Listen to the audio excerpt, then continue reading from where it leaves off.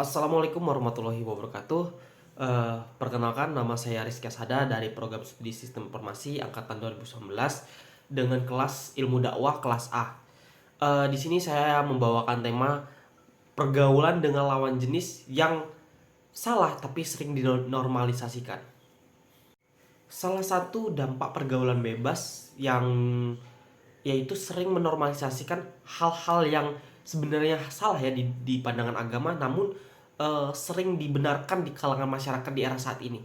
Nah, itu yang akan saya bahas di di penyampaian pada video ini. Assalamualaikum warahmatullahi wabarakatuh. Alhamdulillahirabbil alamin wa bihi nasta'inu ala umuri dunya waddin wassalatu wassalamu anbiya'i wal mursalin wa ala alihi washabihi ajmain. Amma ba'du. Berbicara mengenai pergaulan ke lawan jenis, di sini teman-teman sudah tahu belum tentang batasan-batasan apa saja sih yang harus dilakukan terhadap lawan jenis? Atau apakah teman-teman sudah tahu nih hal-hal yang salah di dalam pergaulan ke lawan jenis tapi sering dinormalisasikan? Oke, di sini kita akan membicarakan mengenai hal-hal tersebut tentang pergaulan-pergaulan apa saja sih yang sebenarnya yang dinormalisasikan di kehidupan masyarakat sebenarnya, padahal itu salah sebenarnya. Oke, kasus yang paling sering kita jumpai di kehidupan masyarakat adalah berjabat tangan kepada lawan jenis. Nah, ayo di sini siapa yang sering berjabat tangan dengan lawan jenis, entah cowok ke cewek atau cewek ke cowok? Itu biasa terjadi di lingkungan atau di era saat ini. Nah, padahal hal-hal tersebut sebenarnya salah di dalam ajaran kita, ajaran agama Islam. Ya, sebenarnya boleh-boleh saja bergandengan tangan kepada lawan jenis, cowok ke cewek atau cewek ke cowok, tapi dengan satu syarat. Syaratnya itu harus berjabat tangan terhadap mahramnya. Biasanya teman-teman melakukan jabat tangan dengan tujuan pasti yang berbeda-beda. Ya, biasanya tujuannya untuk perkenalan, eh, untuk menyapa, atau bisa juga untuk modus sih. Ya paling banyak sih modus sih, nggak tahu juga sih, tergantung tujuan masing-masing teman-teman berjabat tangan untuk apa, kita kan nggak tahu isi hati manusia. Padahal di agama Islam ini sangat dilarang untuk bersentuhan terhadap lawan jenisnya. Nah,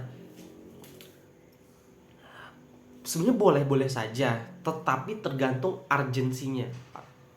Ya kita bisa lihat urgensi yang terjadi gitu.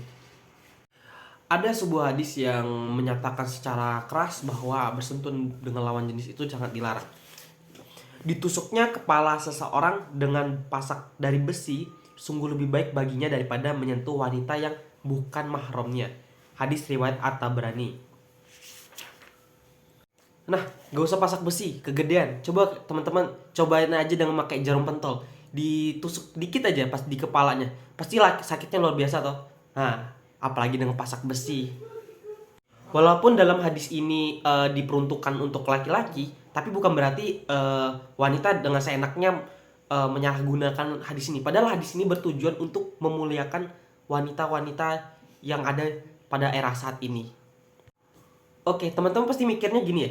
eh, Aturan-aturan yang tadi tuh pasti terdengar, oh aturan apa sih tuh? Kolot banget, kuno, nggak relevan lah dengan zaman sekarang, yang zaman-zaman yang anak muda yang cinta-cintaan.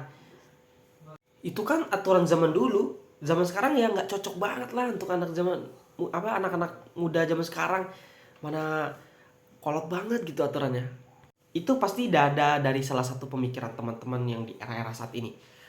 Maaf sebelumnya, zaman seperti apa yang teman-teman maksud? Zaman ketika Umar bin Khattab menguasai sepertiga dunia, atau zaman ketika Muhammad Al-Fatih menguasai Konstantinopel?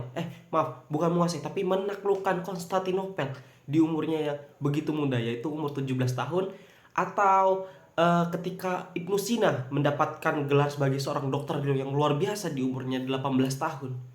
Atau ya kalau cewek, ketika zaman Fatimah Al-Fihri mendirikan universitas pertama di dunia yang letaknya sekarang berada di Maroko.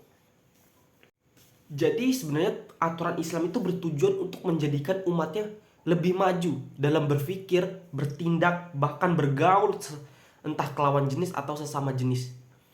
Nah, bukankah salah satu orang-orang yang paling berpengaruh yang saya sebutkan tadi tidak cukup apa kurang cukup untuk membuktikan bahwa aturan Islam membuat umatnya sendiri menjadi seorang yang paling maju, entah di zaman dulu atau zaman sekarang atau yang akan datang. Semoga teman-teman bisa menerapkan atau mengambil nilai-nilai dari hal-hal yang saya bicarakan tadi. Entah tentang tokoh-tokoh yang luar biasa yang menganut aturan-aturan Islam dengan menjunjung yang begitu tinggi sehingga menghasilkan orang-orang yang luar biasa.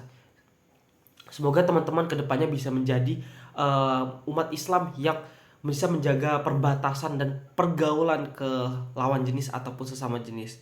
Akhirul kalam, saya pamit dan terima kasih. Lebih dan kurangnya saya mohon maaf, kepada Allah saya mohon ampun. Wabillahi taufiq walhidayah. Wassalamualaikum warahmatullahi wabarakatuh.